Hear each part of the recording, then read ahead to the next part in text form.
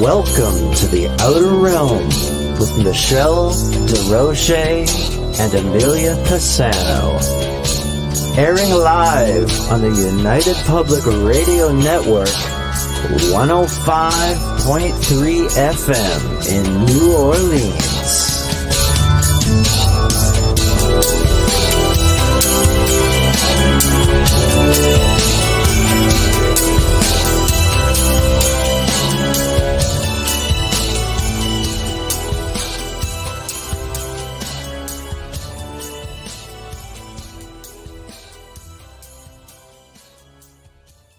All right, everybody, it's time for you to get out and nominate your favorite podcasts. There's an amazing show I want you to consider for the People's Choice Podcast Awards. The Outer Realm in the category of Best Female Hosted Podcast. The Outer Realm is a very popular show hosted by Michelle Desrochers and Amelia Pisano, which boasts millions of listeners each week who are well known for and have been complimented on their very laid-back, roundtable style of interviewing. Together, this dynamic duo brings you the best of the best with guests from around the world who are well-versed within their respective fields of ufology, paranormal, esoteric, and other areas of high strangeness, and more. So go to podcastawards.com to nominate The Outer Realm in the category Best Female Hosted Podcast. That's podcastawards.com, and please take a moment and do it now. Good evening, everyone. Welcome to the Thursday night segment of The Outer Realm. We are broadcasting live on the United Public Radio Network, UFO Paranormal Radio Network, 105.3 and 107.7 FM from the beautiful city of New Orleans. We are fully sponsored by the amazing people over at Folgers Coffee, who have been a part of our journey since the very beginning. So thank you, Folgers. We appreciate you so very much. Also, very grateful and honored to Justin Snicker, aka Dr. Snick, the Sonic Surgeon, for his contribution of his time, his music, and his voice for our intro and outro. He's an award-winning composer of Halloween horror, sci-fi, and dark wave electronic music, which can be found on all of your favorite listening platforms. Big thank you as well to Steve McGinnis, the artist behind all of our banners and logos here at the show. Check him out on Facebook and Instagram. He does phenomenal commission pieces, but specializes primarily in the horror genre. So yay. So tonight, woohoo, part two of our haunted travel segment. God, the last one just went like crazy. I mean, crazy in the archives. Yeah. So we thought, you know what? Just throw another one in there. I know. Yeah. Look at everybody just chiming in. Connecticut, Ontario. Hope you're safe, Ruth. Hello, Jamie. I know. Hi, Adrian. Connecticut. Dolly. I love Connecticut. So pretty. Yeah. Talk about haunted places. I know. Hi, Dolly. Yes, Connecticut is super haunted. It is. I love it. Yeah. But oh my gosh, so major thunderstorms just rolling through all of southern Ontario and Ontario right now, I hear. So I hope you're doing okay, Ruth. I hear certain sections are without power and lots of rain coming. And I mean, normally that would be great for a show, just to sit and listen and go. Yeah, but it can take us right offline if it comes back in, because here it got sunny, and Michelle and I were communicating back and forth because we're like, are we going to be able to go on air? Because it got really loud. Yeah. And I'm not kidding when I say you could hydroplane your car on the road within 5 minutes of the downpour. It was pretty bad.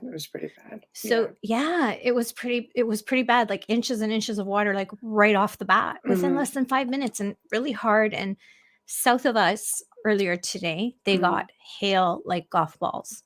So that's damaging everything. Yep. All good here in Exeter. Watch the storm from the back deck. Good. Glad to hear that.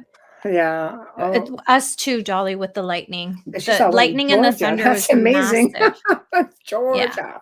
Yeah. Wow, really getting slammed all over the place. There's a few places in the States that flash flooded this week. So, but the sad part of all of this is this is not reaching our wildfires. So please keep them in your prayers and your thoughts, because we lost a pilot and a firefighter all within days of each other. And one of them was only 19 years old. That's sad.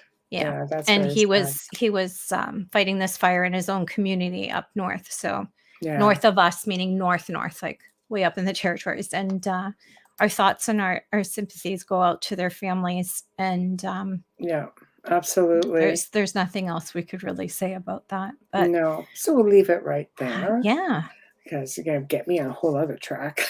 Oh, no. I just wanted to mention that because everybody's been Yeah. asking. So I thought give it out here so it's better than answering 10 messages. I agree. But I agree. There we go. Let's put up our little banner thingy there. yeah. So, it is that time of year, and a lot of people are already traveling, and I don't make it on social media a whole lot, but I do have a lot of stuff that comes up in the feed, and it's always nice to see all these people are going out and they're actually looking for haunted places to stay. Just warms my heart, because whenever I personally travel, I want to be in haunted places, and I will stay in places that are as old as old as can be, old as I can find, haunted preferably. And I specifically look for places like that. So it's nice to see that it's not just researchers or investigators that are going, but it's just, people, even families and couples who are going out to try to have that experience. And with that being said, I wanted to talk about an experience that my daughter shared with me when she was staying in New Orleans. And I wish I could remember the hotel. If you guys know the name of it, just chime in, because I'm just having a bit of a brain. Or if you're listening, sweetheart, text mommy. That's it, honey. Just text your mother and tell her. Text mommy and let her know. So she went on a ghost tour, and of course, the woman was amazing and gave all kinds of stories. And they stopped up in front of this old hotel down in the Strip, and the story goes that this couple went in to stay in this hotel, and they asked for the most haunted room in this hotel, which is it's just notorious for being ridiculously haunted. We did a whole segment on New Orleans before on the gray zone, and I mean, I should have just pulled that up, because God, people just swarm to New Orleans. If I have a minute, I'll go in and I'll try to look for it. But this hotel was just known to be haunted. So this couple went in, they spent the night, they got up in the morning, they were really disgruntled. They're like, nothing happened. We feel like we've been scammed, the whole 9 yards. So I think it was like weeks later is how the story went, maybe even longer. They went through their their photographs that they had taken from the trip, like we all do. Sometimes it takes me 2 years to go through some of my photos. I'm like, what the hell is that in the background? You scanned them, but you don't really look. Exactly. Well, you don't really know, because like, does my hair look good? Great. Yeah, you didn't really experience it right off the bat, right? So they found one picture out of all the pictures they had taken that blew their minds, and enough that they called the hotel with apologies. So it would appear that while they were sleeping, their camera took a photo of them pointing down from the ceiling with their camera. Can you imagine? Hello. I know. So, but are we sure it's a spirit and not that someone in the hotel is like playing a joke and saying, hey, we'll get you? Well, they'd have to be hanging off the ceiling. And, these buildings, because I've seen a picture of this hotel, which should make me realize even more what the heck the name is. And these are old places with like 10, 12 foot high ceilings. So, man, they'd have to be hanging from the rafters or something. Bunkers out there, because we just did a whole damn show on that. So I know, right? So, so anyway, something took a photo of them with their camera while they were asleep, and they did not find this thing for like weeks or even months onward. I don't know if it's a Fairchild House. I don't know. I wish I did. I'm gonna have to ask my daughter about it, and then if you guys remind me sometime, maybe the next time we do a Q&A, I'll see if I can get an answer for you. But it was just like what? So that's crazy. If I can find it here. That would freak anybody out. Even someone looking for that experience would be freaked out by that. Yeah. Yeah. They'd be freaked out by that. Here. Haunted travels. I don't Hold on, let even, me I just don't see here. look for haunted places. I look for butlers and room service, but yet it seems to find me. I don't even know. So I'm I trying to can't find tell this you a thing. hotel that I've been in that I have Okay. not had an experience. It would be easier to Oh. give you a list of. Okay. I'm going to try this again, people. Did you find it? Yeah, hold on. She's had a lot of experiences, so. Oh, my daughter's been like Yeah. everywhere and had great experiences. You know, I mean, we talked about her when she was in Italy last time. Go to Bavaglia. No, don't. Well, Yeah. okay, if you can get a ride. No, wait, don't. Just No, like she'd be me being behind that bars guy. still if she did get on there. No, I couldn't know. believe how, and they would have locked her up in like a hazmat suit and room. Okay, one second. I'm on New Orleans. I'm just trying to see. There's a place called, since we're streaming out of New Orleans, let's just take like a minute and do this. How about that? Because That sounds good. I brought it up, and We if love anything New rings a bell, Orleans. everybody just let me know. Hey Jade, hello Lisa. Okay, Hello. so Oh, Dolly said, "Is it the Fairchild House?" yeah, I don't know. I'm just trying to see if there's anything here that's actually like a hotel. So there's the Sultan's Palace. Okay, so built in the 1800s, it was a home of a sultan, obviously, very wealthy man with multiple wives and children. He had a harem of women and many young boys that were held there against his will. We may even have tackled this before. Neighbors complained about his mysterious habits of partying with opium and torture, no less. Ooh. The palace's biggest mystery was the Sultan's demise. He was buried alive in the courtyard after his family and harem were hacked to pieces in a bloodbath by an unknown perpetrator. Today, his angry spirit is thought to be responsible for unusual noises, loud music, strong incense smell, as well as unwelcome advances on past female residents. Wow. Yeah. So is it him or is it the person who? I don't even know. There's stories of here's the one where it might be. And again, I have to find out where it is. I know Joe would know it. The Lalaurie Mansion, referred to by the locals simply as the Haunted House, named for its owner, Madame Marie Dauphine Lalaurie. 1830, a fire broke out, exposing parts of the home where 7 slaves had been found in chains, starving. Moans from the servants are said to resonate through the home even to this day. So I don't know, but this is crazy. I know. I remember that one because I think I even researched that for something, and they've done shows on that Lalaurie one. Well, I can't access that app through here, Dolly. Sorry, I can't access it from the computer. Because I sent you a list, but I can't get it on that one. Can't get it. Yeah, it's unfortunate. But if you can send it to my email, that would probably be better, and then we can all explore it together. But Joe has talked about this one, Jean Lafitte's old absinthe house. Andrew Jackson allegedly met the outlaw pirate here to discuss plans for the British attacked in the War of 1812. He agreed to free Lafitte's army of pirates if they in turn agreed to fight in the Battle of New Orleans. Originally built in 1752, destroyed in 1788 in the Great Friday Fire that ravaged the city within hours. The current building was reconstructed in 1806. Gosh, it's old. They've been through so much. Yeah. Stories for ghost sightings include Jackson himself, as well as the spirits of Marie Laveau. Wow. Yeah. Benjamin Butler, who used to periodically visit. Other ghost sightings include a woman in a long white dress, a child running around up on the 3rd floor. Many visitors experience sudden drops in temperature, doors opening, closing, chairs and bottles moving around at the bar, hearing whispers that come from nowhere. So that was sort of interesting right there.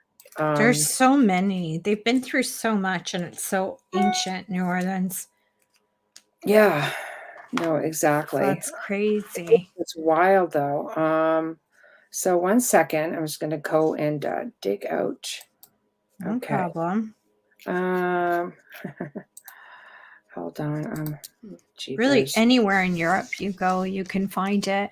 And especially on the coast. If you're staying within the US or Canada, any coast, where you've got, especially the East Coast, where you have tons and tons of ships that have come through all the way back from the Vikings to the immigrants and the Titanic off the East Coast. You're going to find a lot of haunted places, a lot of battles on the East Coast. Okay, 1 second. We're going to present this so we can all see it together. How about that? Yes. Okay, that way Amelia and I Yay. can comment. You guys can comment. Thank you, Dolly. Thank you, Dolly. Right here, I believe. That looks good. I don't know. All right, here we are. Okay, so the New Orleans most haunted hotels. We're looking at the Bourbon Orleans Hotel. So okay, something just touched my leg. Yeah, it wasn't the dog. Do you need a moment? No, I'm okay. I just wanted to make sure. Sorry, it just really freaked me out. It was a hard touch. That wasn't. He's not even in this room. Okay. We might want to deal with that one go. See what happens. Deal with that one. Yeah. Our favorite haunted hotel in New Orleans, the Haunted Bourbon Hotel, is right in the heart of the French Quarter. This sounds like it could be it. It's home to more ghosts than perhaps any other hotel in New Orleans, from the ghosts of the octoroon mistresses to the ghosts of children running in the halls. It has it all. If you're looking for a haunted stay, this is the place. I'm kind of wondering. The Hilton Riverside, New Orleans. Okay. So pretty.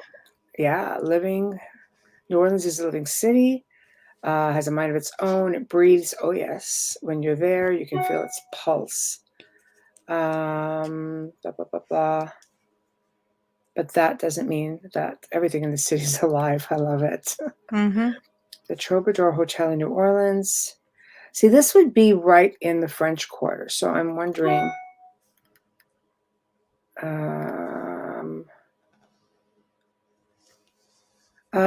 Dolly, your Monday guest is asking for a link to watch the show.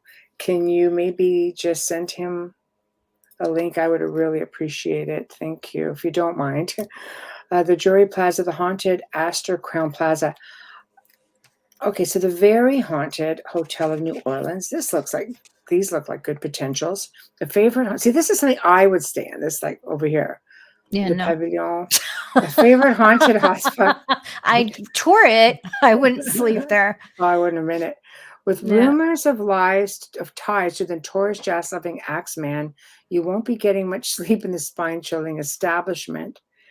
And here's located New Orleans Central Business District, one of New Orleans' most luxurious haunted hotels. The stories of ghosts which haunted Le Pavilion are well known, and seems like every floor has a ghost of its own. Perhaps the most haunted rooms are the suites, which are incredibly decadent, apparently very haunted. So I would have to find out. See, this one would be cool. The Andrew Jackson Hotel in the French Quarter. I wonder if that was good. I would investigate overnight, but I know I wouldn't get any sleep there. The Lafitte, here's the Lafitte guest house. Yeah. You know what? I am like all down for that because, stop. There we go. Thanks, Dolly. Because realistically, that's the kind of places I like to stay in, and I do. I love things that are really old, and I love the history. I like to absorb all of that energy when I'm there, you know? Yeah. I think it's just overwhelming for me with my empath ability. I think it's just too much. Honestly, yeah, I hope your ghost. Well, my dog is here now, so let's make sure it's not him. Because I haven't had anything, but he wasn't here when that happened. That was a real, like, it wasn't furry. It was a brush. Right. But right. I have been seeing my dad a lot the last few days, popping in and out, and like amazingly in and out. And I didn't say anything during the show yesterday because I wanted them to just give their opinions, but he's been showing himself unbelievably with his face, my dad, where I don't even question that it's him. Yeah. When I'm looking at him, I'm not half asleep. I'm fully awake. Right. I am noticing it more. in Right. the evening and at night, because it's just easier because it's a white mist. But anyways, Right. yeah. So I wouldn't be surprised if that was him. I wasn't scared. Nothing like So, catching your attention. well, yeah, because I that. literally had to go down and feel, Yeah. going, Yeah. what the hell, right? I thought maybe Yeah. he, like, the dog brushed me with a toy or something, but I'm turning the flashlight on. He's not here. But Yeah. it wouldn't surprise me if it wouldn't surprise me with my dad. I'm not uncomfortable. I'm calm.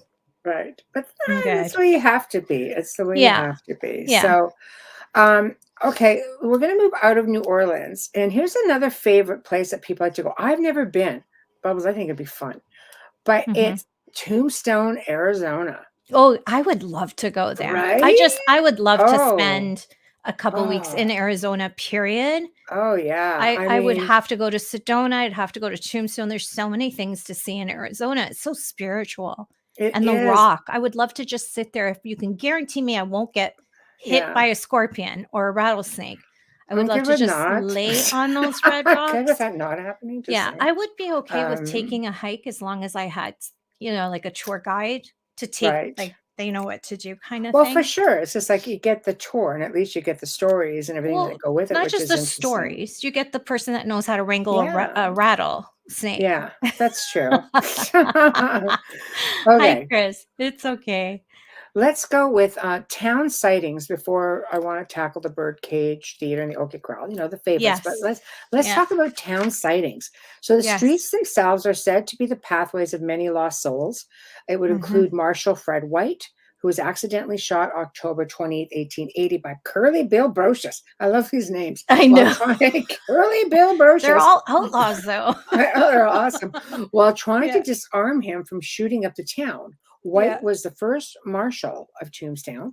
Yeah. He is said to haunt the street in front of the shooting site, which was at the time an empty lot, by the way, to where the famous Birdcage Theater was built on a year later. The town suffered two terrible fires, one in 1881 and one in 1882. Many areas were wiped out. More than 40 men lost their lives, and the Oh. crowded saloons and brothels that burned to the ground.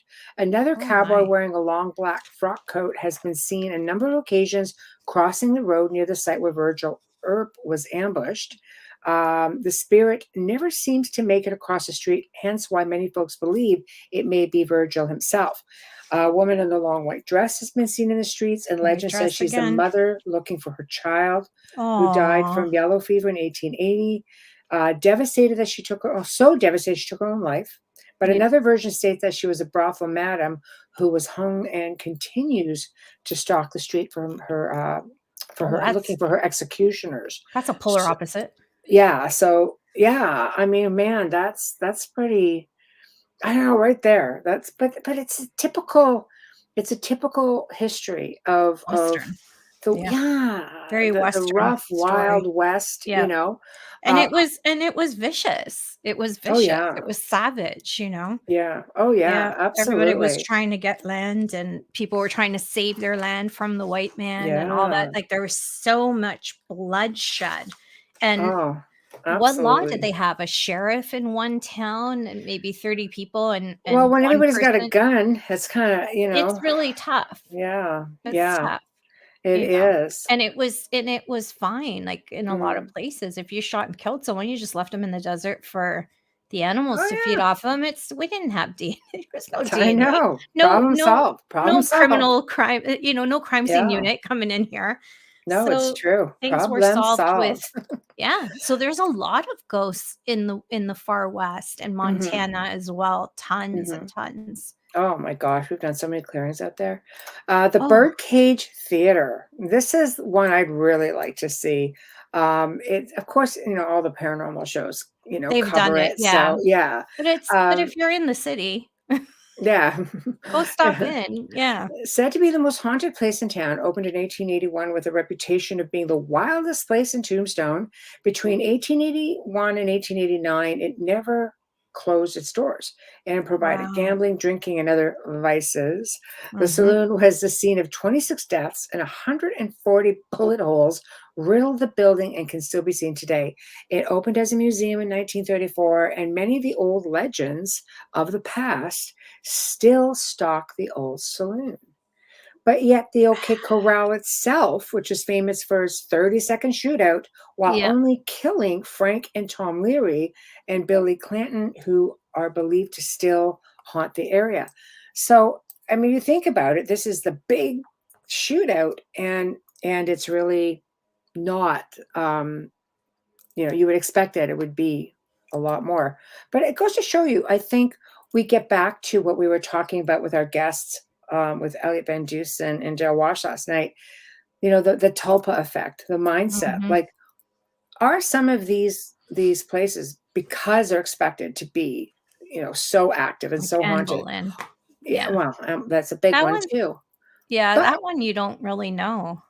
well, Anne Boleyn, if I'm not mistaken, did we talk about that on the last show where um in the Tower of London, this is going Yeah. back a really long time She's ago, where that seen guard, carrying her head. Yeah. well, no, even besides that, one of the guards, I mean, like security guards, I guess at night, they were going back a really long time ago, like probably 50 years.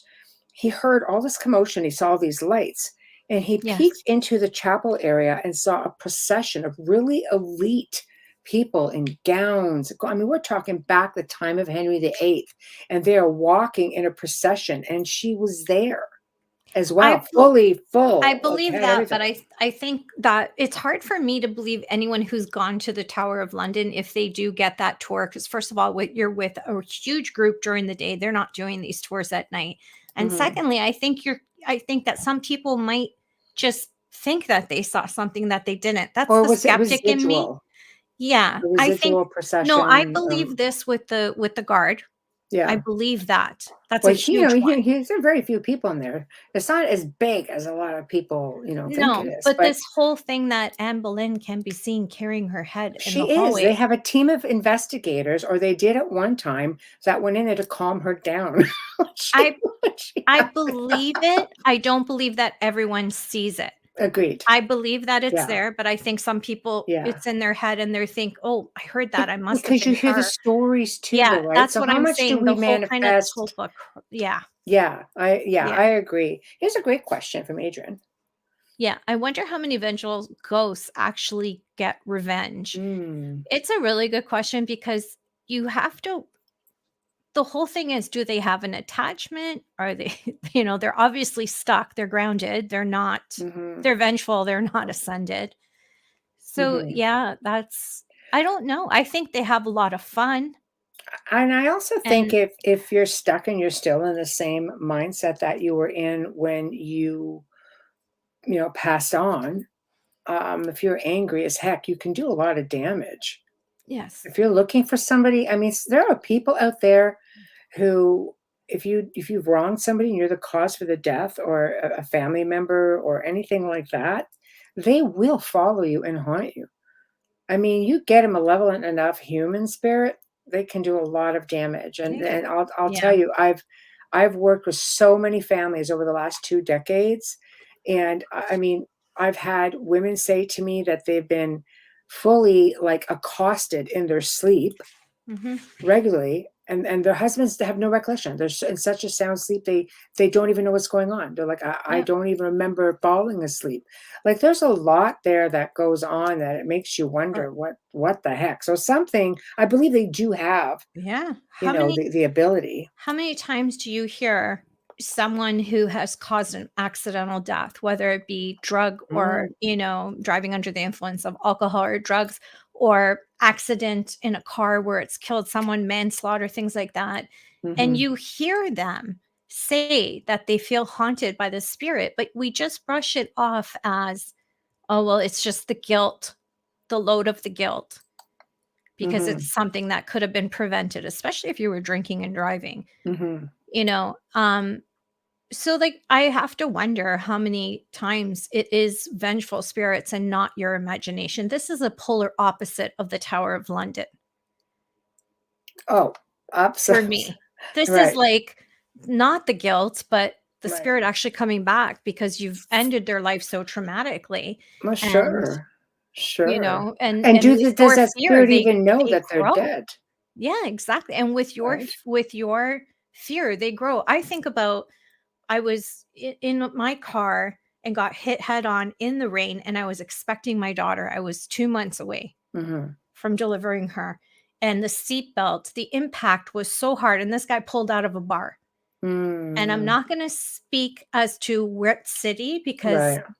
there was police officer that was involved who Mm-hmm. told him to go home. So that's how I knew that he obviously knew him. Oh, Mm, it's raining. He can't see. No, you didn't even give him a breathalyzer. But, anyways, right. it was such an impact that I had to go into prenatal care in the hospital, and I had Mm-hmm. bruises all across my abdomen. Mm-hmm. Right. I got out of that car and went for this driver. Mm-hmm. Can you imagine if I had died? Oh, yeah. What do you think I'm going to do? Oh, yeah. Especially It's when your you're with baby, child. Yeah, right? exactly. It's your baby. Exactly. And I went for like his throat. I have a terrible, Mm, terrible short. mhm. No. Don't believe it. When it comes to someone I love, whether Right, it's of family or course. friends, I have this. I have to pause. Mm, I count to 3. So I right, wonder how many spirits have not counted to 3 and are right. indeed not pausing. It's very So I possible, think for sure. Adrian's made a Yeah, really good point. yeah, yeah, I think a it's lot of possible. them, I mean, I I'd be curious in doing a show on those sort of stories. That might make for some right? interesting conversation. I think so Um, too. Dolly. Thank you, Adrian. Hi, Dolly. Hello, Dolly. I love that.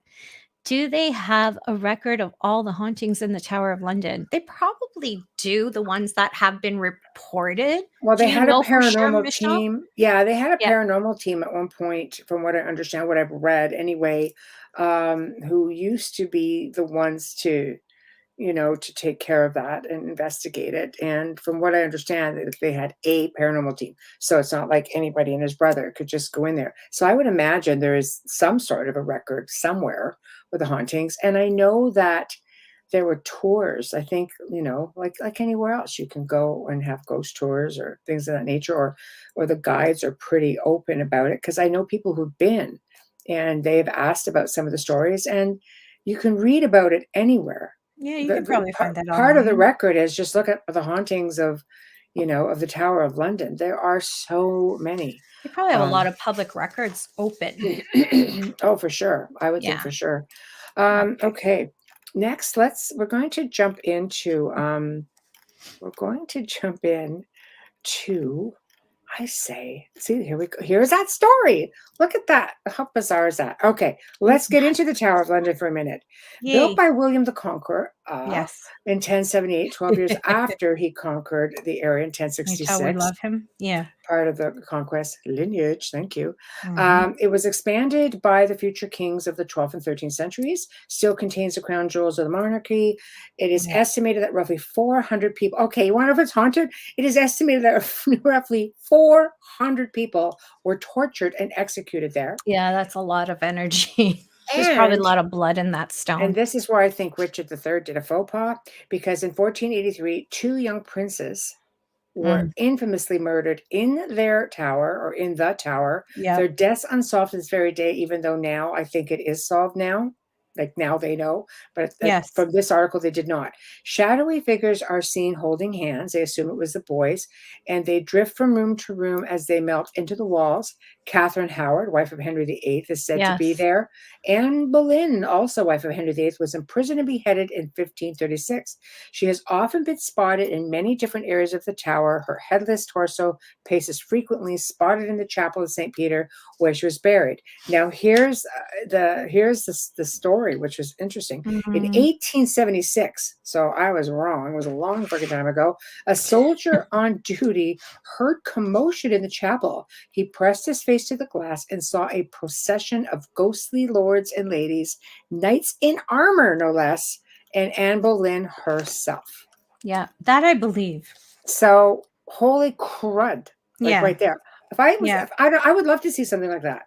I'd be just Oh, like, me can I just too. sleep here? Can I have a room? Can I just move in? Like, Yeah. I you believe know, it exists. I don't, like I said, I don't believe everyone has seen it. no, I I agree. think they have. I think that guy back there, got a good Oh, I experience. believe So I him. think it's a matter of, was it residual, or was it what they call intelligent?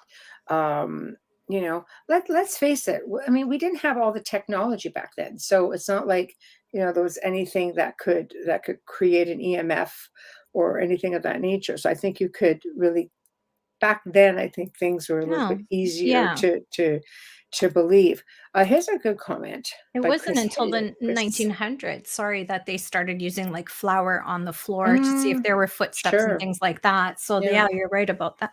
Yeah. Hi, Chris. Chris says, but when you die, you let loose of all human emotions and see the totality of your existence outside your human body. Those who are stuck in the physical are ill.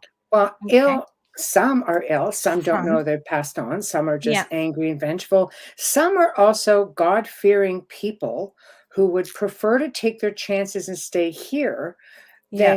than fall prey to the conditioning of, you don't have the right to take your own life, I can or tell you there's you've probably broken more of those those. commandments once Yeah. too many times. And Yeah. you're sitting there thinking, I think I'll take my chances and stay here. Thank you. So there's a lot of reasons why spirits remain behind, unfortunately, and some spirits Mhm. themselves can have attachments and they're held back. Sometimes, what people don't realize, sometimes we as the living can hold back a loved one from moving forward because we tie them here. I get that We question a grieve, lot. yeah, we're grief stricken and they worry about us. They will remain with us. Sometimes you have spirits who, which is sad, they die at the same time, maybe for illness. You have children looking for their parents, vice versa.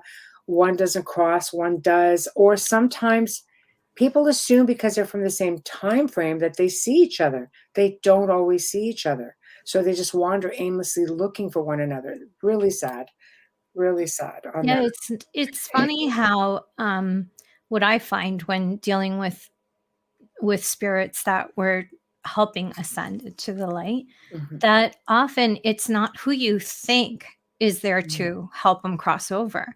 And so, and like Michelle said, they're waiting for someone else, but there mhm, is someone that it's almost like a soul choice that's made, and that's who comes. mhm, I had, I think, luckily, being a medium, there's two, like, it's bittersweet because you can see everything, but when your loved one is passing away, mm, it's hard. But you can see who's in the room and who's, trying to communicate with the family that's there to say, we have him, we love mhm, him, we're here for him. And mhm, you see, like when I saw who was there for my dad, it really surprised, some of the people surprised me. I mhm, wasn't expecting them to right, be in that room, but mhm, thankfully I could see it. So I was able to tell my brothers about it. And I think it made it easier for all of us. But mhm. it's really surprising how many stay behind, especially Christians, because of that whole Do God you fearing thing, like Michelle said. We Yeah, do have you a think it's lot that because stay we're behind. God-fearing, or God we're fearing, if you're Catholic, you have the commandments and you're like, "Oh, I mhm, can't go," you're because conditioned Buddha to believe that you're not accepted, but yet God loves everyone. well, I mean, your God is all loving, so Yes, why would he behave so it's vengefully? contradicting. But Yeah, you look at Buddhists. I have spoken to different Buddhists. I have friends who are Buddhists at yeah. great lengths. And do you know, they're very seldomly haunted because of their Yeah, no mindset. demons, you were So, saying. yeah, it shows you that conditioning, I think, is very, very important. So I don't know. I think it's definitely interesting for sure. Yeah. Um, I want the next place I'm going to talk about. This is not like just anybody can go. I mean, anybody can go, but I mean, you would take special training. But is it a travel destination? I think so. Bubbles, we should go next week. Probably be Oh, like huffing and puffing and just dying, but whatever. next So week? Mount Everest. Yeah, Oh, Mount yeah, it Everest. would ima see, I wouldn't even think of it, but yeah, a lot of Uh, people have died there. I think of all kinds of things. So let's Mount Everest. Okay, there's so many stories that have been reported by the Sherpas who regard Everest as being this embodiment of the realm of gods. So many felt that climbing the mountain showed huge disrespect because it's sacred, right? I've It's heard led to that. Yeah. bad karma and Yeah. many restless spirits. Sad. One Sherpa reported that he encountered what he described as black shapes near the summit. He said that they were the ghosts of climbers who died on the mountain. He went on to say the shapes approached him and held out their hands, begging for something to eat, and he felt that these spirits were stuck until a proper blessing could be performed for their souls. Now, climber Frank Smythe, who attempted Everest several times in the 30s, offered his own tales. He described one. He encountered two. I guess he called it like presentations of sort. One was benign and seemed to really. He seemed to be he offered a cake because it looked like he was hungry. So he Really? offers him cake, I know. But later he encountered strange hovering objects, which said he looked like underdeveloped wings, while another had a beak or a spout like on Oh. a kettle. I think it was maybe hallucinating. He said Well, that it yeah. pulsated as they possessed some horrible quality of life.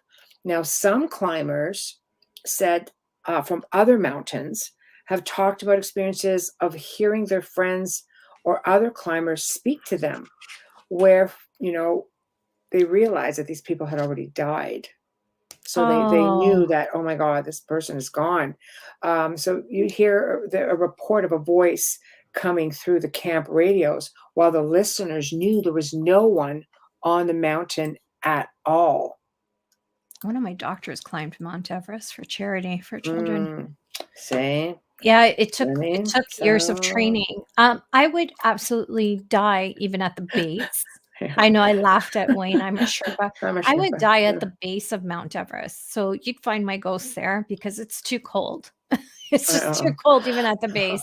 And And there's that- different levels of climbing. So it would be interesting to see where those experiences happen because some people only do so many meters up. For sure. And Break. yeah. So do you think then, and everybody can chime in, do you think, I mean, I could see the Sherpas most certainly because they're used to it. They can go way up. They're very healthy. They're very conditioned Yeah. to the environment and their belief system. They're very respectful. Again, I think the conditioning. So do you think people like Frank Smythe, for example, who attempted the mountain, do you think that maybe was he hallucinating that far up? Because he's describing things that, holy crud, How high man, up that's he like was. dimensional stuff right there. Yeah. I think even just the oxygen deprivation could just cause your mind to open up and actually see what's there. It's not necessarily delusional as much as it is he was open in that Right. moment because he was in a different level. I mean, that's mind numbing as you go up. Less oxygen, colder. It slows things down. When you slow things down, you can pick up with your third eye, so to speak. So I believe that this happened, and That's I some believe crazy like visions, though. well, who knows what he That's did just in like his life. ayahuasca stuff right Well, there. yeah, exactly. But what was his life like that warranted this type of Mm, vision? Right? So there's so many questions here. It's like, what kind of life did you lead before this? I'm not saying your past matters, but when it comes to haunting, your past matters. it does. It does. It doesn't And I matter how wonder, good you seeing are now. hovering Yeah. objects. I mean, I wonder if he was Yeah, like seeing what that could be happened to you? extraterrestrial too, right? Yeah. So What happened that's to you as a child? What happened to you as a teenager? Was mm, there any trauma growing up? Was there an experience with ET? There's a million questions to be had. mhm. Forget the criminal part of it, but there's a million questions to Yeah. be had. And then I would be very interested in seeking out those images to see if they actually are Mhm. real, what he sees, like the stuff that we see kind of stuff.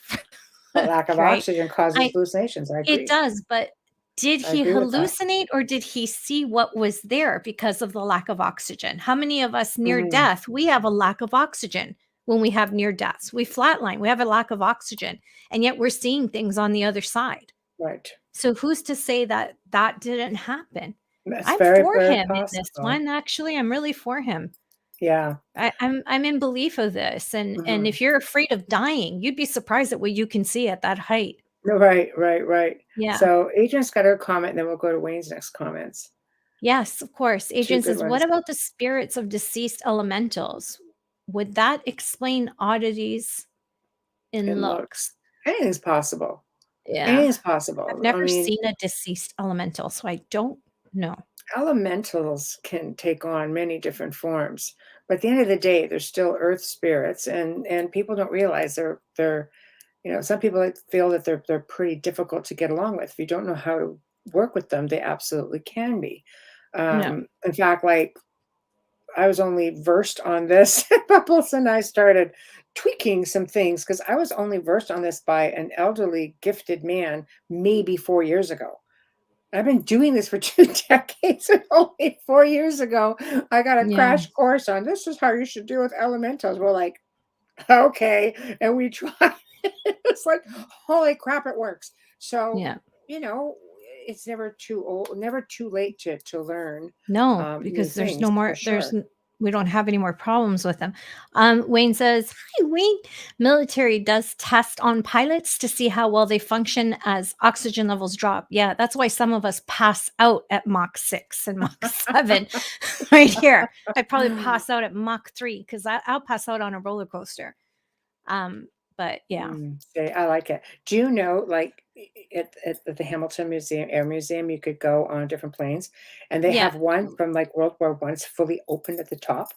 Yeah, it's about $3,000 now to fly on No, that that's just for plane. Lancaster, it's like Y 3,600 actually, but they have Yeah, one. These smaller ones was only a few $100, and they have ones all open at the top, just like you would yeah. just put your little freaking little helmet on, and they just They go gave in. they gave my friend Corinne, the author, Corinne Champagne. Yeah, She was there. She didn't tell me she was there because she didn't want to take a chance of getting sick, but she went yeah. there just for a couple of days, and her father was the gunner for that I love actual it. plane. I So love they it. gave her a private tour. I love it. They did something really beautiful to respect her It dad, is. That's and really nice. even sat in the gunner and opened up the shield so that she could Yeah, see it, and she sat down in there and had a moment.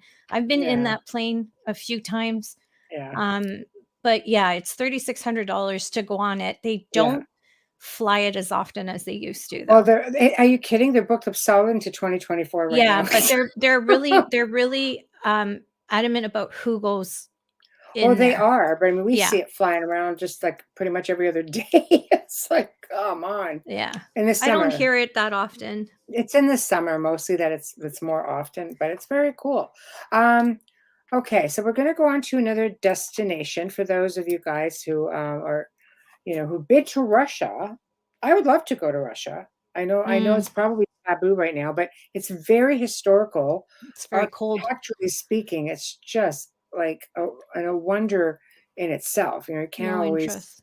You can't always, it is what it is. Let's put it that way. We actually have a really good listenership in Russia. Yeah, So sorry guys, your country's beautiful, but it's freezing.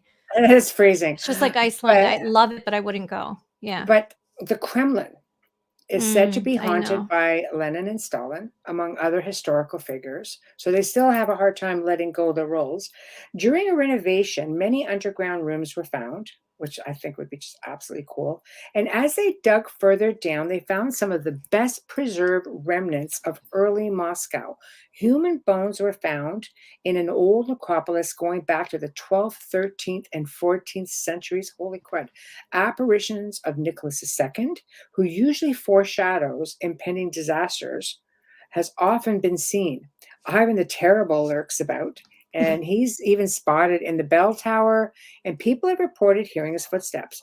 The story goes that he cannot find peace, even as a ghost, because he killed his own son, Vladimir. Oh.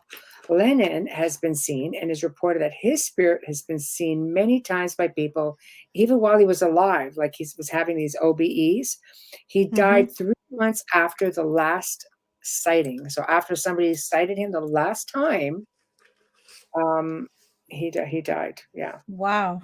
I know, isn't that crazy? I would imagine they'd have tons. I mean, they had such royalty and the beautiful Fabergé eggs Yeah, and everything. Russia is sure. beautiful. I Mhm. love the people of Russia. I love Yeah, the accent. I love the men. I'm just saying. But, yeah, I yeah. think I find them so handsome and so like I don't know. But anyways, and Yeah. I'm like forget it. We're off on Anyway, another topic. it's like So, but all right. I have friends who are Russian and I Yeah. love it. I think the history is phenomenal, and I can't imagine a place not being haunted in most of Russia. Just like I Mhm, feel the same about Vienna, and I feel the same about uh, oh my god, like the Netherlands and that. mhm, You're going to always find something, but I would think that the museums in Russia must be phenomenal. mhm. Anywhere, Phenomenal. anywhere. Oh, Yeah. I've been so privileged to have traveled to so many amazing parts of the world, and I love the history, the culture, the architecture. The hauntings are just a bonus. I Mhm. mean, there's so much more to just take in, and you can feel the energy. I mean, you don't have to be super gifted to feel the energy of some places. They're just No. unbelievable. And one of those places would be Hawaii. Oh yeah. So here's a story of in Hawaii, and this one's been covered by a few people, but I'm surprised it hasn't been covered more because this is something apparently that gets seen a lot and experienced a lot. Bubbles, this is one I think we could do. Hmm? So I think this is one that we can actually do. Uh, Oh, I know. like in Uh, person or no? well, yeah, it's Oahu in It's Hawaii. a long The flight. amazing location It's is so rich whiny. in history, I know, Yeah. and home to an amazing legend that leaves thrill seekers and paranormal enthusiasts looking to check it out. Legend has it that the night marchers, whom are the spirits of ancient Hawaiian warriors, walk the streets carrying torches, moving to the beat of a primitive pounding drum. It has been said that they are en route either to or from battle, with clad helmets and cloaks, armed with archaic weapons. Others believe that they are high ranking ruler spirits being guided to places of importance. They Wow. roam through very specific areas and are recognized by their raised torches and chants. A list of these areas can be found easily online. There are many spirits in Oahu for those who want to seek them out. The choking ghosts of Waikiki apparently will attack you while you sleep. Shocking. Or perhaps you can visit one of the Hilton Hawaiian Village and have, yeah, the Hilton Hawaiian Village was called, and have an encounter with the girl in the red dress. Oh, I, not white. Interesting. not white. No, I know. Isn't that craziness though? Yeah, it's a long flight. But if you're on the West Coast of North America, you've got a short flight to something quite interesting in the beach during the day. So that's a Mhm. win-win. I think so. I think that's That's a pretty win-win. If cool. I lived closer, I would definitely I think Hawaii is stunning. I Yeah. thought it was a really great story. I'm just trying to get Oh, it back. yeah. It's And like it's places you don't think of. They're vacation places, mhm, honeymoon places, and you don't think of it. yeah. That's why you pay attention to the Caribbean. I mean, there are so many hauntings in the Caribbean islands because of all the pirates. You have to remember that. And when they were moving from all the way east over, they had to stop somewhere. So there are a lot of haunted places and these little vacation islands that everybody goes to in the winter. And you're probably missing it and not realizing. No, I agree with you. I also think that, um sorry, I'm just trying to get back there. I think that we tend to overlook a lot of the places that are, everybody goes to the big, well-known places. Yeah. I don't think they realize how much is actually going on around them that are very subtle. Yeah, like think about if you're not one to fly on holidays or you can't fly on holidays and you want to take your family somewhere, you can take them anywhere across Canada or the United States and you Right, will find a haunted location. You right, just have to know where to look. And the funny right. thing is, when I was looking and doing some research for tonight's show, I was Googling like most famous international haunted. Michelle and I even ended up on the same site with 52 places. I know, You it's know who funny. else is putting that information out there? Celebrity Cruises, Delta Airlines. These people are putting that information out there because there is a customer basis. There is a demand for it. Mhm. So when you're traveling, whether you're driving in an RV or you're flying, even within your own country, Mhm. Google search it, because they are doing this to bring people over by plane. So they're doing this for tourists, for economy. Mhm. And if you can just drive to it, chances are there's a lot of places beside and within your own home that you can do on day trips. Not with little kids, of course. You know how I feel about that. But, I know, I know, I know. Well, just because they're so vulnerable. why do you think people are so drawn to, like, even places like jails or Huge hostels. asylums? Yes. Asylums tend to be a whole mix of different, it's a blend of stuff, Oh my like, gosh. I can't Yeah. tell you how many experiences I've had at the Ottawa jail, for example. Yep. Um, Went Waverly to, Hills. Yeah. St. Thomas Asylum. People don't realize back in the day how easy it was to commit a family member. Even a man who decided, "I don't want my family anymore, I wanna start over," and then just Phone get call. Take my yeah, whole family. that's Yep. it, and Yep. and it wasn't hard for hardcore criminals to plead insanity, and they throw them in there, these hardcore Yeah. criminals, with a lot of innocent people. Well, Petty theft, even children, if you had petty theft, they'd get thrown in these asylums instead of, like, a jail, and then they especially would throw you. orphans. Yeah. Yeah, hardcore criminals would get thrown in there. So now Yeah. you're getting all of this confusion, this pain, you're Yeah. getting there are Sick things out there people. that feed off that type of energy, Yeah. and they get stuck, I mean, I've been to, a handful of asylums, and it's just To it's really investigate. To sad. investigate. Let's make that clear. Yeah, yeah.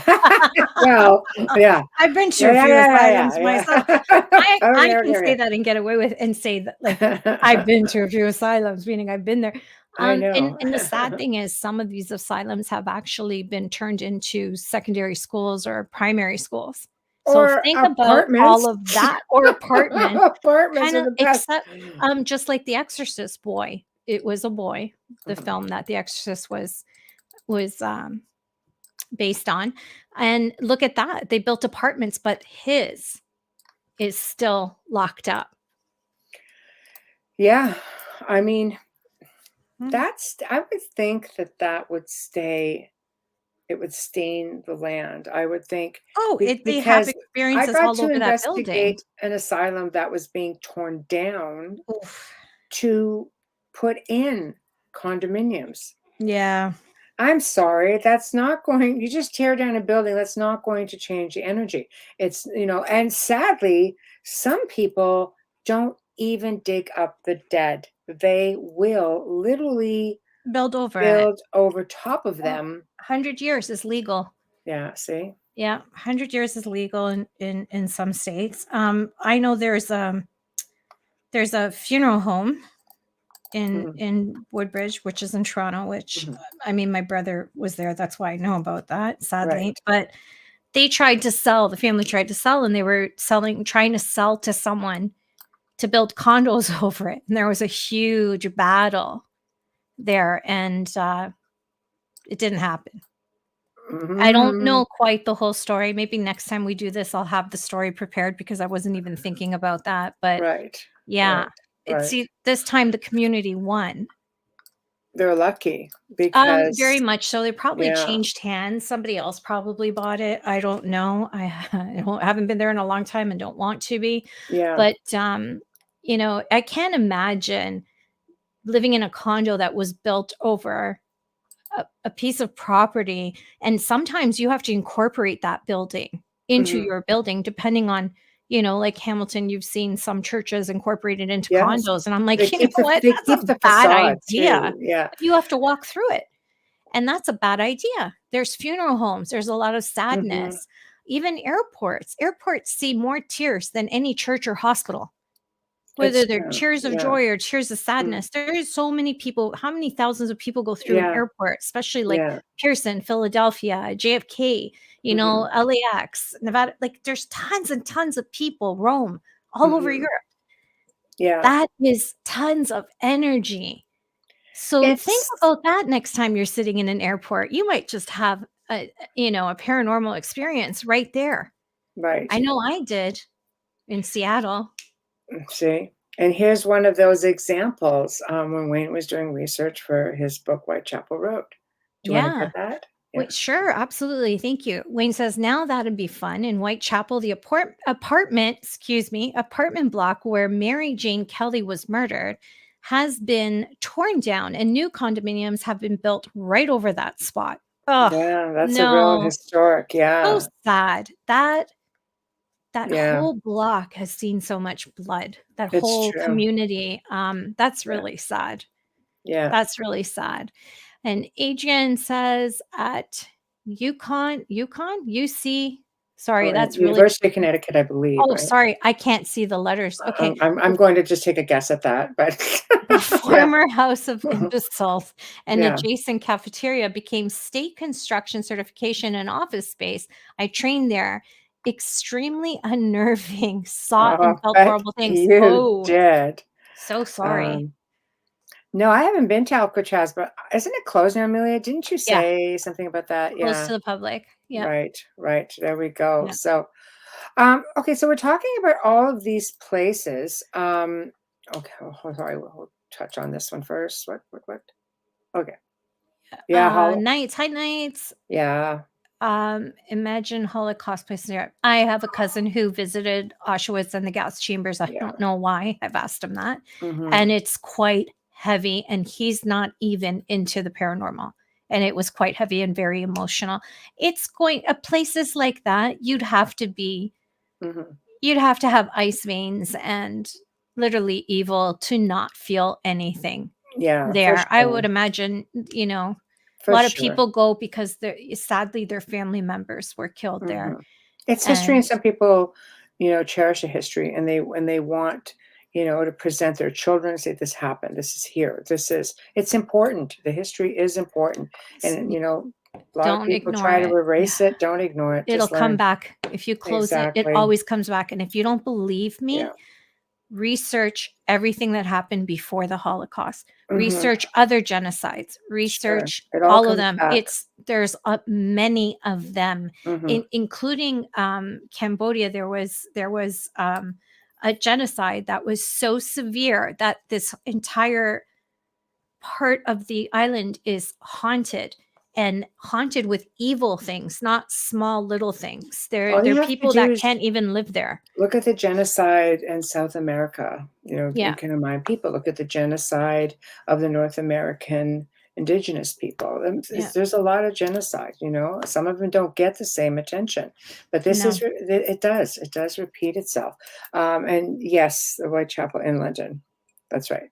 Yes. Okay, so let's touch on a place that's free to go. Let's talk about haunted forests, not just necessarily Hoyabatsu, And but parks.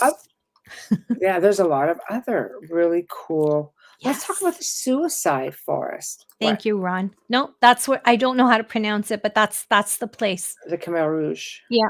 Yeah, Yeah. Very haunted. yeah. Um, okay, let's talk about um, the Japanese, which suicide forest, which I can't pronounce. Ayakigahara, I think. I probably butchered that. Anyway, it sits at the base of Mount Fuji. This used to be considered the most haunted forest in the world, but somehow Hoyabatsu in Romania, somewhere in the last decade or so, just took reign of that one. So the Japanese mythology has long associated this dense leafy woodland with Mhm. many historical links between the forest and demons from Japanese folklore. It's believed to be littered with demons. It's the most popular place for suicides in Japan. It is sometimes referred to as the Sea of Trees. Explorers feel prompted to drop items along the way, much like Hansel and Gretel, to ensure they find their way back. Yeah. Many insists that those who took their own lives have stayed on to haunt the forest. Well, I think that's mindset. We'll talk about that in a minute.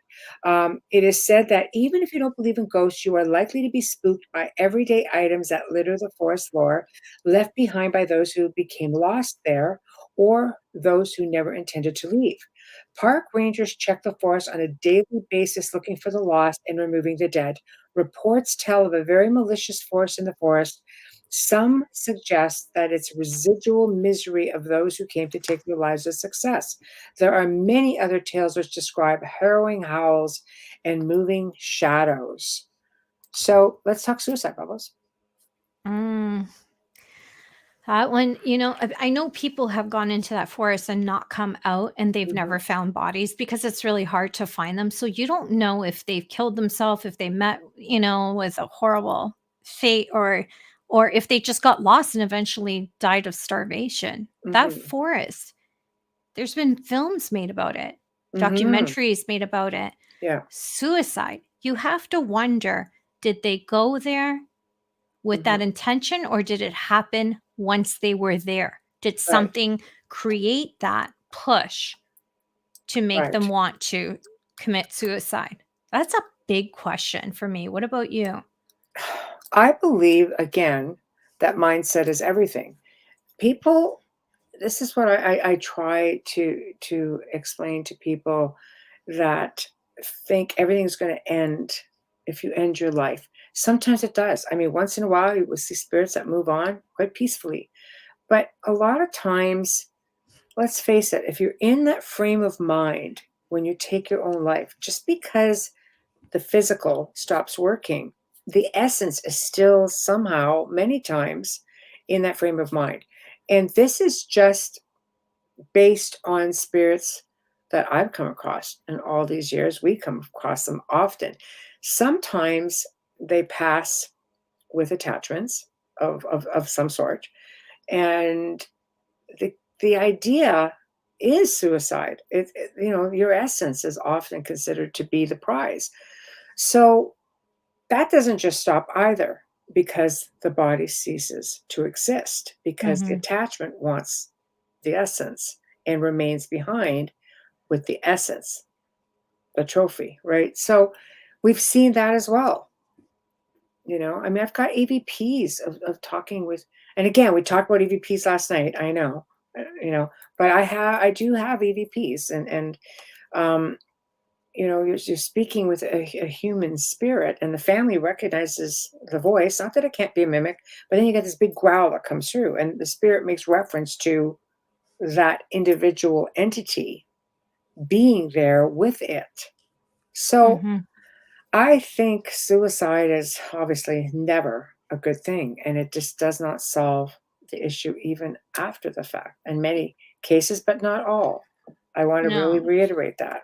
Suicide is about ending the pain. It's not about ending your life. And as someone who has gone through the attempt of that before, younger in my life, I understand it. And when we do have spirits who have committed suicide, I often feel pulled to them. And I can tell you something from experience, and something from their experiences that have been shared with me. And I honor this, and I'm so grateful because I can keep passing it on. And I really believe that's why I'm told this. Everyone who has jumped or pulled the trigger has said to me in the last few seconds, I wish I didn't do it. Once they've pulled, and especially people who jump off of bridges or buildings, they'll say once they let go, they realize that it just shouldn't have happened. But and then it's hard because you have to have that conversation. Is this about a written story of your life? Is this the way you're supposed to go? Is this an experience you're supposed to have? Or there's so many questions. And the thing with suicide is it leaves the family behind never the same again. No, for sure. But it's definitely ending the pain, and some people it's mental pain, and some people it's physical. They're suffering through cancers or illnesses that are uncurable and untreatable. And, I feel for them, and I understand to some degree, not all, because obviously I didn't do it. But when you're saved from it, Mhm. yeah, Yeah. it is a thing of, and being raised Roman Catholic, I used to think, shit, like, am I going to go to hell because I tried? Mhm. That thing, it comes back to that. And that's why they're often stuck, because they believe that they won't be accepted and they can't Mhm. ascend. So they get another thing stuck here. There's like Mhm. 4 shows in that one story. Right. Right. But Yeah. yeah, I'm like Knight says, I won't go there because I have had suicide thoughts before and I just don't want to deal with that. I would be the same way. I would never be able to enter that forest because of what I've done in my past. I'd be Right. afraid of something. I honestly Right. believe, I'm not even going to say I think, or I'd be afraid. I believe that something creates that I and agree. plays I with it. agree. We're going to do a bit of an early station ID. Before Yes. you get started, I'm going to play. I have to play some Oh, clips. yes. And Okay. I thought it would be fun to play a couple of our Folgers clips. And I want to Yay. put this out there to everybody. If you're a paranormal team, or you've just got a company or something you want to just sort of advertise with us. Well, not so much companies. You'd almost have to sponsor with that. But we have a lot of researchers and other hosts and guests. A lot of our guests get right into doing these Folgers Yes. commercials, because it goes in front of millions of people listening, and it sits in the archives forever. So I'm going to give you guys a couple of examples, and we're going to get just a little bit of promo, and then Amelia's going to go full on. Okay, so we're going to start with this one. Dolly in the chat room. Yeah, here we go. The best part of waking up is Folgers in your cup. Wasn't that easy? I love her. All right, here we've got another one. Yeah. Hi, Renee Dykes here. I'm with Paranormal Adventure Events. Also, my team is Tennessee Night Stalker Paranormal Intrigue. And as people know, when you go on ghost hunt, you've got to have the go juice. And what's scarier than the mug that I have right here is not having this right here. I even carry my own K-Cup coffee maker with me, a little mini, when I go on ghost hunts around other states. Yeah, that's how dedicated I am to Folgers. Thank you. See, we got all kinds of people. I've only played 2, Yeah. but this is going to stay in archives forever.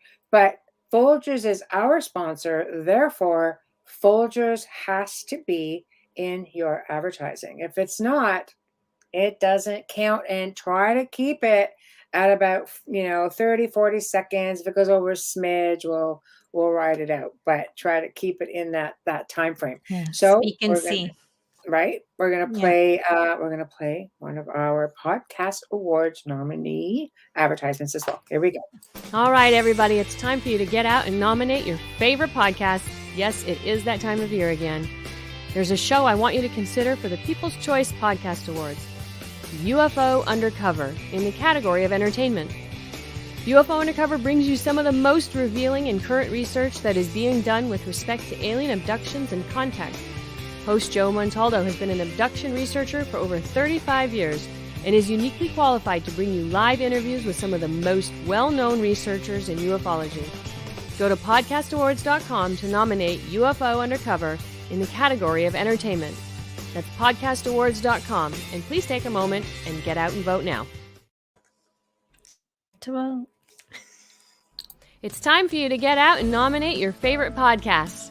There's an amazing show I want you to consider for the People's Choice Podcast Awards, Writers and Illustrators of the Future podcast, in 3 categories: education, storyteller drama, and art.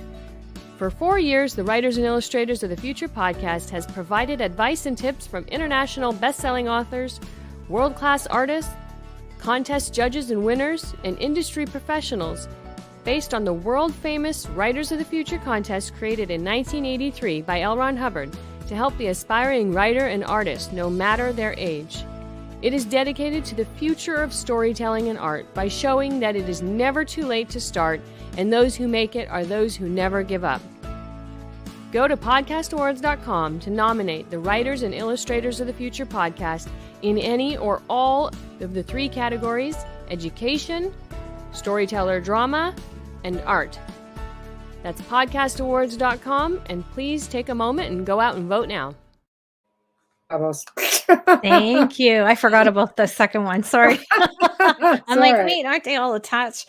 Okay. Sorry about that. You are okay. listening to The Outer Realm with Michelle Desrochers and Amelia Pisano, coming to you live from the beautiful city of New Orleans on 105.3 and 107.7 FM radio. We are currently streaming live on Roku. So if you're watching us for the first time, thank you for joining us. And please share us up with your friends. Let them know we're here. We're also in archives if you missed the show or you're just joining us. Our show tonight, discussion, is part 2. That means 2. We're French. What can I tell you? That means 2. Part 2 of Haunted Destinations. So if you're just tuning in and you're sad that you've missed the first half of it, don't worry about it, because you can stream our archives on any platform you normally use. And I mean any. There's over 200 of them. Don't forget to share us with your friends. I'm going to keep saying that. And if you're a regular, you know that. A huge thank you to the amazing people at Folgers Coffee for sponsoring our show and continuing to sponsor our show right from day one into the following year. We are so grateful. Thank you so much, Folgers. We love you. A shout out and thank you for our intro and outro to Dr. Snick, the sonic surgeon, Justin Snicker, award-winning composer and musician. You can find his music on Amazon and Bandcamp, and find him on any streaming platform that you use. Check him out on Facebook and Instagram, and you'll see that he's dropping clips of his music so you can listen to it ahead of time before purchasing. Also, if you're watching us on YouTube or Facebook, don't forget to give us a like, subscribe, and make sure you share us. Thank you so much. Thank you for being here. Also, big thank you to our artist. Oh my God. Yes, I don't have that information. Would you mind, Michelle? Sorry. Yeah, sorry. Courtesy of horror illustrator Steve McGinnis, who is the artist behind all of our banners and all of, you name it, banners, logos, anything. He takes care of all of our artwork. So we're so very appreciative of his talent. So thank you, Steve. Always appreciate it. I remember Also Steve. up at the moment is the contact. So if you guys want to be on the show, or you want to see a topic, you want to see a guest, this is how you contact us. There's something you want to see, just message us. Right now we're having there's a big blitz going on, and a lot of people are being scheduled right now as we get into the second half of the year. We're booked pretty much until the end of the year, but we've got gaps pretty much in every month that are currently being filmed. So usually if somebody says, I'd really like to see this, or have you considered this person, we do our very best to reach out to them and bring them on. So food for thought, everybody, food for thought. Now we get back to our discussion. It's true. Preston was on the Writers of the Future. He did win. Preston Dennett. Yeah, he's the host here on the network. Absolutely. Let's talk about the Black Forest in Germany. A lot of people are really curious about this. I personally am. I look for pieces that I can buy made from trees in the Black Forest. I'd like Wayne to come back. You can go into our archive if you missed the first couple times. Yeah, Wayne's been on 2 or 3 times actually, and we will bring him on again. We can bring him absolutely. on Q&As, like what we did the last time. He's a lot of fun. Yes. And you get him right in chat. It's pretty much like Comedy Central in there. So the Black Forest in Germany is a dense forest of pine trees that are so tightly packed, light hardly ever gets in. The Brothers Grimm chose the Black Forest as a fairy tale backdrop due to its forbidding dark appeal. It is tied to tales of werewolves, headless horsemen, witches, magicians, and the devil himself. There are even tales that are said to be kind-hearted, like kind-hearted dwarves in the forest. They're like gnomes. And it's like, I don't know, but okay. Anyway, so there are tales of hauntings, killings, and dark magic. Visitors come also in hopes of spotting the ghost of kings and queens. So near the now vanished village of Wolmerspur, a headless horseman takes his ride once a year on a great white steed. Iber Castle is home to beautiful ladies visible only at night and a legendary wine cellar that no one has ever been able to find. There are also tales of maiden nymphs who dwell in the murky waters of Momel Lake, sharing space with an undead king who is reputed to kidnap women and take them to his underwater lair. That sounds like a little bit dire. It's a scary place. I mean, they made stories about it, and Wayne Mallow says I used the treescape in book 3 of the Vampire Tales. Yep, it's a bit. I could see why. Yes. Yeah. It's incredible, and it just goes to show you, even if you're a skeptic, how fearful people are of the darkness and the unknown. It's true. It's true. But a lot of this is like, I love the folklore behind some of these really ancient places. It's just, I don't know. Is it the allure? Because we have places on this side of the world that's like really haunted. And I mean, I've had incredible experiences just in everyday homes. Yeah. It's crazy. But there's something about the allure of these old places. I know in book 4, I'm pretty sure you used Hoyabatsu Forest, though, didn't you, Wayne? I'm pretty sure. Hold on here. I like the Black Forest Gatto as well, Knights. Yeah. Yeah, I like that one personally. Knight says that Wayne Mellows, I really liked your near-death story. You should see if someone might illustrate it. Just a thought. That would be one heck of a book. By listening to him tell it. Yeah, and Janet Martin. Hi, Janet. Janet says, I've been there, didn't see anything. Wow, interesting. Yeah, absolutely. I think, the most popular, of course, is Hoyabatsu, but there are so many others. And I mean, I won't go through them all, but we've got Ron from Scotland in tonight. So why don't we talk about, you're a trooper, Ron, just saying, because it's my gosh. Yes. Like, what is it, like 3:30 in the morning over there right now? I love Scotland. Yeah. I know, right? Favorite accent ever. I love it. I love it too. I'd love to get back. I never wanted to leave it. Okay, so Blair-Dam Forest and Scotland. This one's for you, Ron. Back in Victorian times, it was the home of a coal mine in a mining town. Visitors here reported strange phenomena, such as feeling unexplainably agitated and noticing that their pets seemed unsettled and spooked.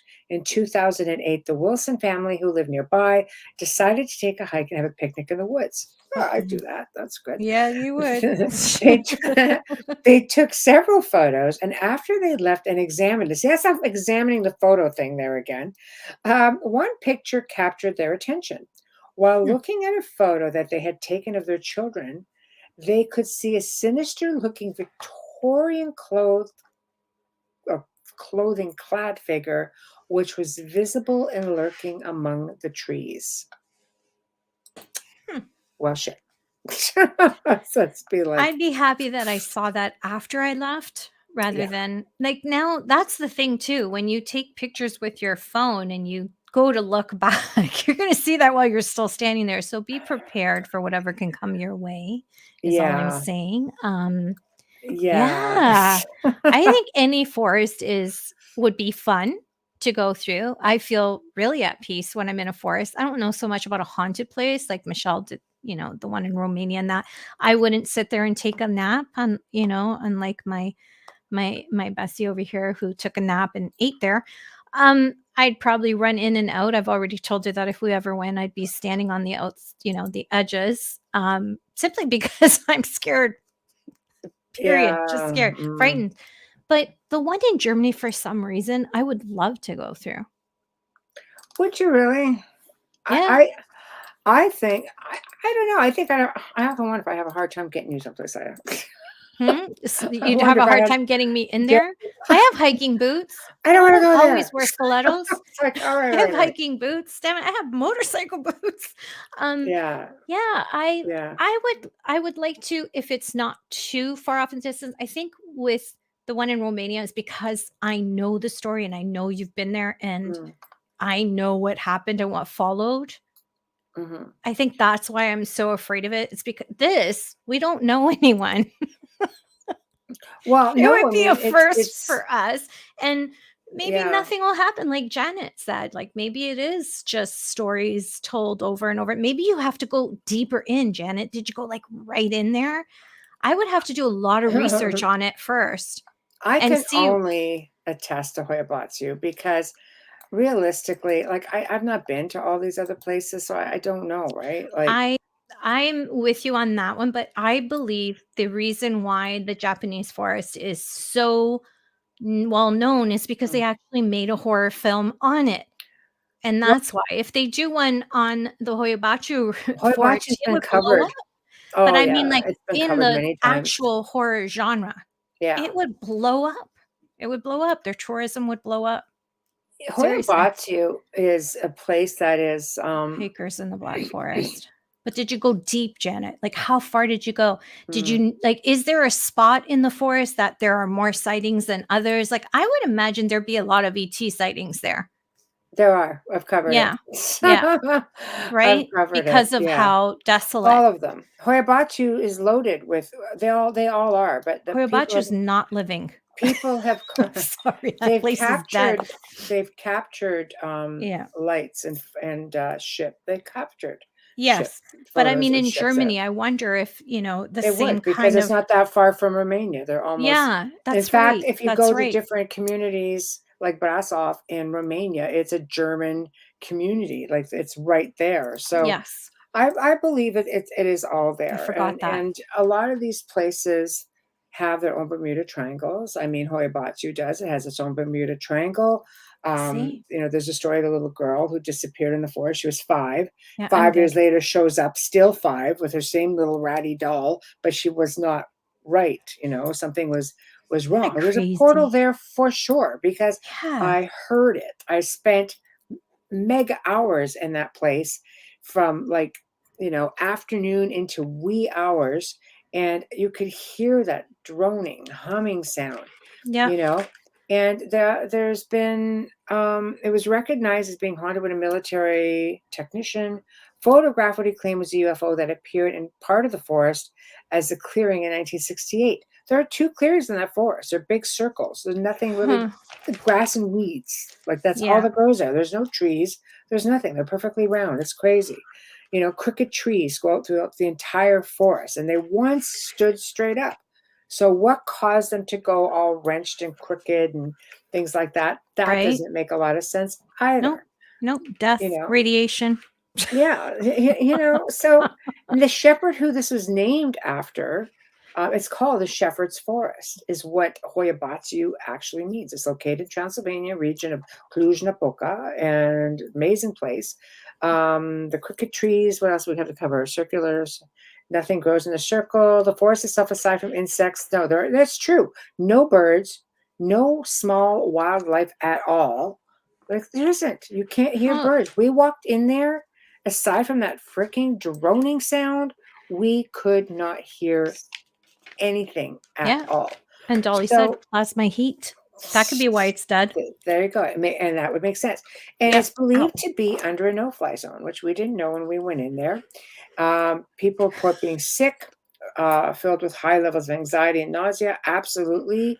I did not experience that, That but comes from fear. The anxiety would absolutely. give you nausea. Anxiety does that on a norm. People Yeah. have broken into rashes, headaches, burn marks, scratches. That was captured on television, somebody being attacked and scratched. Many people have heard ghostly voices. Yes. They've seen lights above and through the trees in the forest. Yes. The droning sound. Yes. I'm glad I wasn't the only one that heard that. People reported physically attacked. Yes. Locals have seen lights. Yes. The forest has also shown signs of magnetic anomalies, fluctuations of electromagnetic field in and out for sound emissions.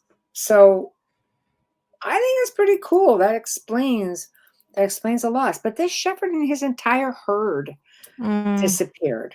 yeah, that's tragic. So Well, fairies. Oh, I wouldn't doubt it. Fairies oh, for sure. absolutely. Fairies, you can find Yeah, fairies in your own backyard if you look well enough. it's true.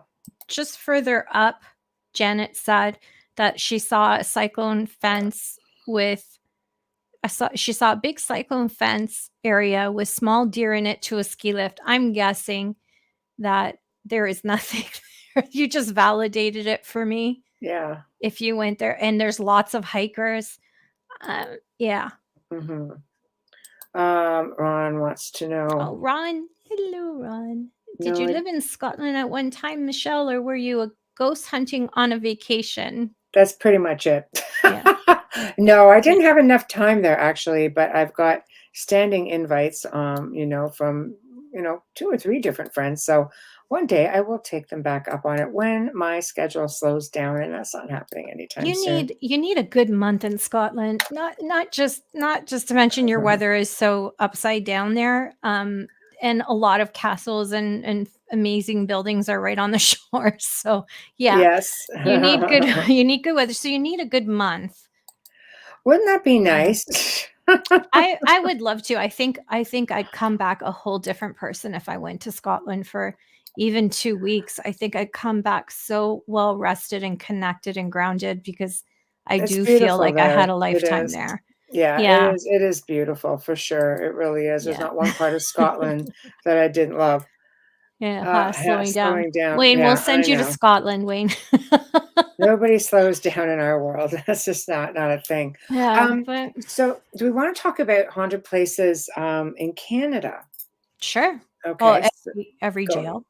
Yeah, you go. Niagara Falls. Ottawa jail. Well, I've had crazy experiences there. Yeah. In fact, even captured photos the last time I was there. And it was right near where they used to do the hangings. And you could hear stuff going up and down the halls because you can actually stay there and spend the night there. And I started going around taking pictures, and it was pitch dark except for where they hung people. It was bright red. There was no lights on. And I Mm, experimented with several photos, and that was the only place. And you could see the silhouette of something. It was insane. I would imagine any jail, prison, Mm, even new, would have all kinds of activity. Just sure. the energy that goes on there, especially the maximum securities. You're talking about some real psychopaths. They're in there for murder Oh and yes. Yeah. serial killing, rapists, that kind of stuff. Mhm. Child molesters, that kind of level of psychopathy is just it's mind blowing. So I would imagine. People don't, they go, I don't know what people expect. They want an experience, but they don't want an experience. The first time I was there, I watched a woman go into the solitary confinement cell. Big, thick, heavy door on it. I said, I don't think you should go in there because there was a guy in there. Like, I don't think you should go in there. And she goes, I'm going in. I'm like, you might run into some trouble. Like, I was really trying to be kind because it was like an inmate, right? Mhm. And it didn't feel pleasant. And she goes, what do you know? I says, absolutely freaking nothing. So anyway, she went in there. The door this thick. I mean, it's one of those big jail doors. It slammed shut.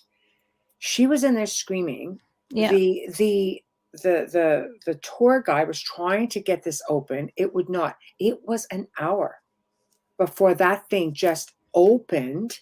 And now, I mean, judged by the last time I was there, which was years later, that door isn't even on there anymore. That was it. I'm just like, somebody would warn me. My butt would not have been in that cell. Just saying. So something, obviously, whatever it Mhm. was, it felt, like an inmate who probably wasn't a kind guy, might have had, who knows, maybe he had something attached to him, probably it was there, and he was that angry. There are many reasons, why people get incarcerated. Sometimes it's, not necessarily of their own doing. But No, I in know. this case, I'm just like, I don't think, so we witnessed this. We witnessed this happening, and they don't talk about it too much, but that door is off the cell now. Yeah, this probably happens so often they've had enough. But I bet you they still hear it bang. Bet you they do. Oh boy, I bet you there were everything. The walls and halls were ringing that day. Let me tell you. Yeah, it doesn't And have to physically be there for you to hear it. no, but I mean, it would have been terrifying being. She was caught in there for darn near an hour. I heard that. I'd be petrified myself. I think I'd have lost my wits at that point because you can't see what you're fighting. So No, yeah, no, and talk she about asking for an just experience. yeah. But all of a sudden, I just went.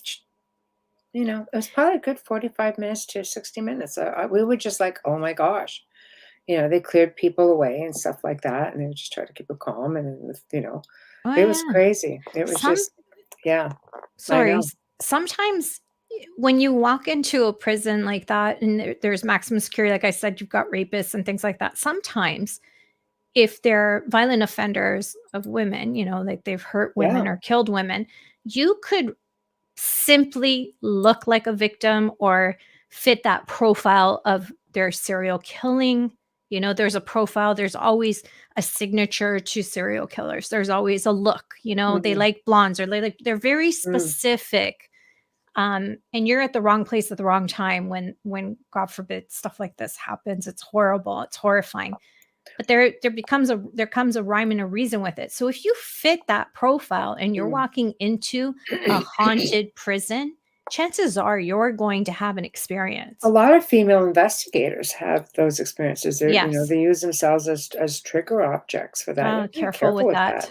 Yeah, Well, I mean, if you're careful with that. seasoned, you know what you're doing, have at her. But I Yeah, but personally, I just feel that, want to go and have that experience. Some places will deliver that experience more than others.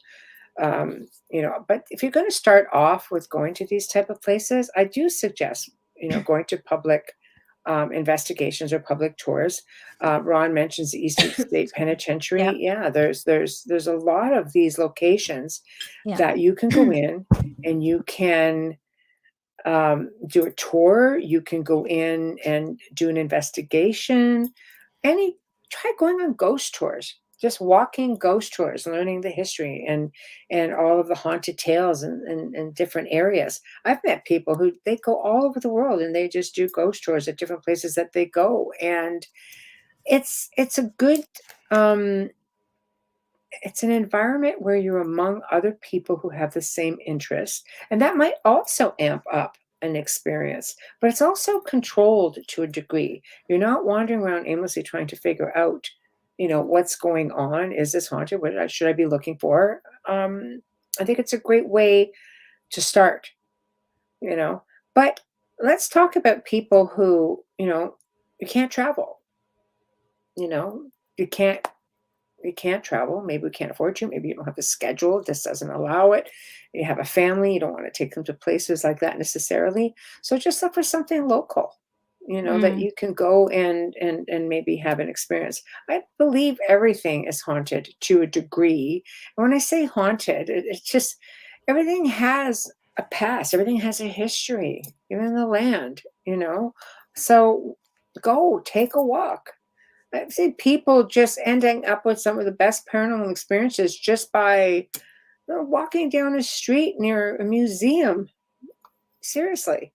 Okay, we're going to get to some of the comments. Yeah, Dolly says army bases with a Yeah, lot of history are haunted as well. Yes, Fort York, if you're yeah. in Ontario, is very active.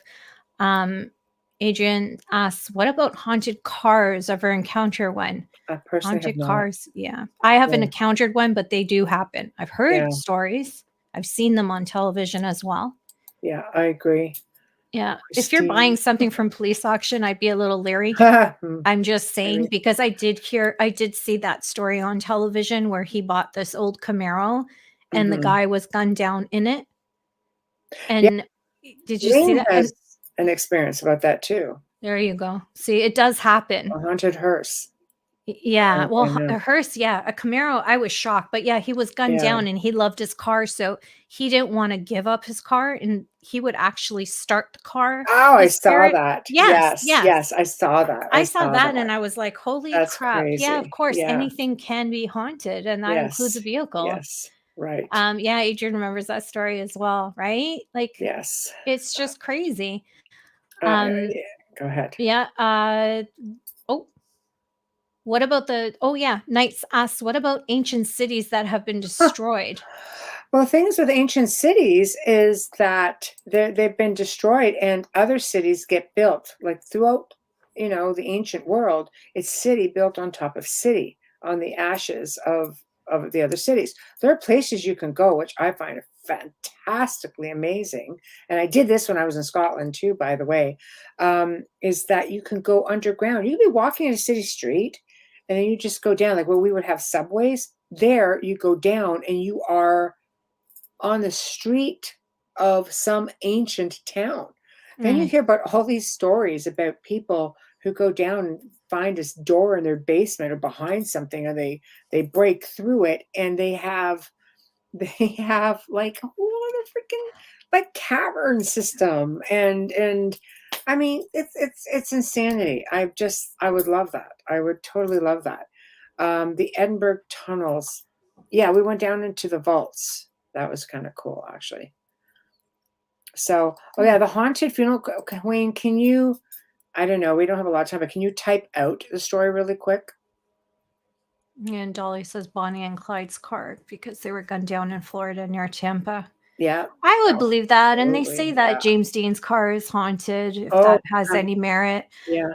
Um, But you know, even pieces of that car have surfaced and brought death or bad luck I to. don't know if that's manifested by fans or if See, it's it's one true. of those Telpa things again. That just. Yeah, because he was a speed lover. He Mhm, loved cars, he loved speed. He mhm, didn't really like being around people.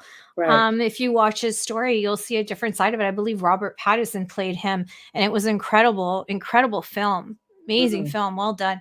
mhm. And it just doesn't fit with his lifestyle to have done that. I think Yeah, it's made more of because he was this Hollywood icon, maybe. and people keep that spirit alive, just like they do Mhm. with Marilyn Monroe. I think, see, this is what I was saying earlier. Do you think it's possible that some of these locations are, because there's so many little benign places that are Yeah. through the roof crazy, but I think we get drawn to tragedy or we get drawn to certain types of locations and we just tend to keep that going, just with our own beliefs, or maybe we want that experience so desperately that we project that outwards, and Yeah. so now that's building on And when top you of have itself. thousands and thousands of people that want to keep Elvis alive, Michael Jackson alive, Marilyn Monroe alive, Oh, James yeah. Dean, they want Yeah, to keep that yeah. story alive. They want to keep that legend alive. I believe Mm, that, yeah, they can be manifesting some of this stuff. And so, mhm. I do believe in that. Sure. Wayne says it was a 65 hearse. I know that hurts. I always felt the presence of a man. I could actually draw him. I had his thoughts impressed on me that he was the driver and thought of it as his car. Uh-oh. Oh, yeah, and it goes on. I don't know if he's still typing the rest of Probably the because he's only story. allowed so he knows He's exactly how many true. letters he's allowed to type Yes, okay, because this I'll give you a happens. few minutes to just try to Yeah. finish that up, and And Ron says. Ron says in Scotland there are a lot of gray or green lady ghosts and haunted castles. I love that. There's that and the lady in white. Oh my gosh, there's so many stories. See, what is that now? There's so many stories of the lady in white, and it's That a one's lot of the huge. same type of stories. Yeah. Jumped to her death, her groom didn't show up, she was jilted, or No, don't the apologize, cheating Ron. husband, or Yeah. yeah, Don't apologize. yeah, that's what you're supposed to do, Ron. It's Yeah. okay. We don't That's mind at all. That's why Yeah. we have these nights. We're actually doing Yeah. that for a reason. Yeah, Paul Francis and I did a segment on this way, way, way back, and Mhm. he talked about the lady in white and the stories in Ireland and how they went across Europe, all Right. the way into Denmark. Like it's amazing. I wonder if the story is a white lady because they see the lady as a mist, or they see the lady as a virgin, and that's why the story is told that way. That could because very often well they're be. newly wedded brides that Mhm. haven't even gone to the party, like that kind of thing. And I don't Right. know. I find them all fascinating and romantic. I love them. I Yeah, would love to see a lady in white, right. walking Well, the across cemeteries are a littered with field. them. You might hit on one. Here's the Yeah. second half of Wayne's Okay, story. second half of Wayne's story. So this person would actually zap the energy of any passenger in the car. I ended up smudging the car, and that was the end of him. Oh, I'm Yeah, happy he for you. scolded him. I think you gave him opportunity. "Oh, you keep this up, that's gonna be it. This is my car." And he continued on. He got a little bit, So he, salty, and, yeah, yeah, Wayne took care of that, no problem. good So for it's like, you, Wayne. I know, right? You don't often So, hear that. Sometimes people sell vehicles because they can't deal with it anymore. mhm, But yeah, that's a crazy story. So it was the driver. See, you say yeah. hearse, and I'm automatically thinking a dead body, Yeah, no, not right? at all. No. I So know, I yeah. know. Oh, ladies in white with long black hair. Uh-oh. With the banshees. It's true. I And a know. long white dress, Banshees It's and Island. true. Oh no, Ron. I've got naturally black hair. I'm just saying. Mm, Uh, mm, mm, mm. I see you somewhere long, a long white dress, screaming oh, if you away at see me something. in the summer in a white dress this year, you smack me. That's it. Wow. Wake me up. And Wayne says, part three, yes, I told him he had choices. When I told Yeah. him I'd oust him, he responded, try me.